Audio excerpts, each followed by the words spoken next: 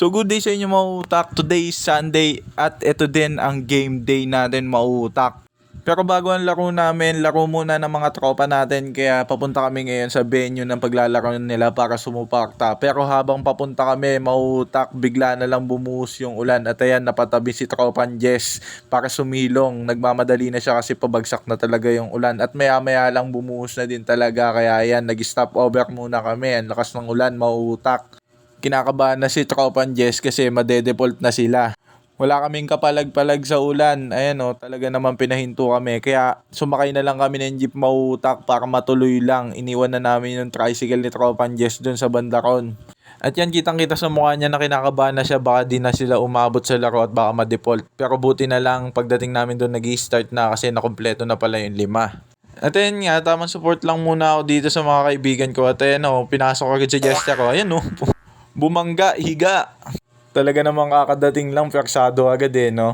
Siyempre ako naman, tamang video lang sa mga highlights sila dito. Wala akong sinasayang na pagkakataon, talagang lahat ng highlights binibidyoan ko yan. At ayan, ito yung pinakamagandang highlight sa lahat. Alley-oop! Oh my God. Better luck next time. At ayun, maya-maya lang mautak, bumuhos na naman yung ulan. At nakikita niyo yan si Tamtam Amat, ang tumatakbong SK ng lahat.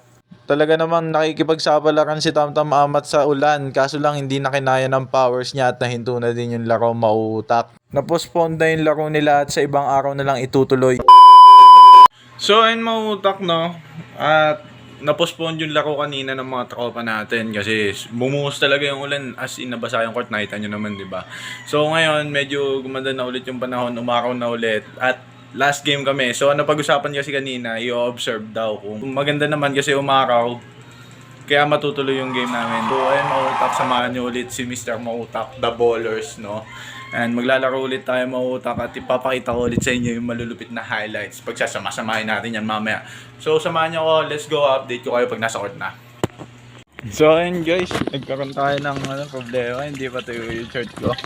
Limutan ko, hindi pala ako nakapagpatuyo ng short.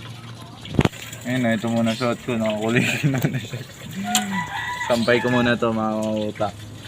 So ayun mautak, pagdating namin dito sa venue, tuyo naman na yung court at swerte kami talaga dahil umaraw ulit. Nagsidatingan na din yung mga kalaban namin mautak, ang lalaki, kaya napawarm up ako ng sagad mautak. Habang nag-warm up mautak, nag-iisip ako kung ano mga pwede kong gawin sa laro kasi ang lalaki talaga ng mga kalaban namin. Ayan o, tingnan nyo naman kung gaano kalaki yan, kukumparan nyo sa katawan ko yan. Talaga naman pag di ko ginamitan ng utak yan, baka sa ospital na ako pulutin Ang bumangga, pisa. Buti na lang kahit pa paano mauutak, nakakadikit kami kasi ang uhusay ng mga kakampi ko. Kaso sa uli mauutak, kinapos kami kaya natalo pa din kami. Pero kahit natalo kami mauutak, nagpray pa din kami after ng game. Dahil kahit pa paano may natutunan kami sa laban na to, ganun lang naman dapat, pasalamat pa din. Babalik na lang kami sa susunod at i-update ko kayo mauutak. So, bago pa lang sa channel ko, please like, bell, and share, and ring nyo na din yung comment para updated kayo sa mga bagong videos. Mr. Mahutak once again, sending love, peace, pew pew pew!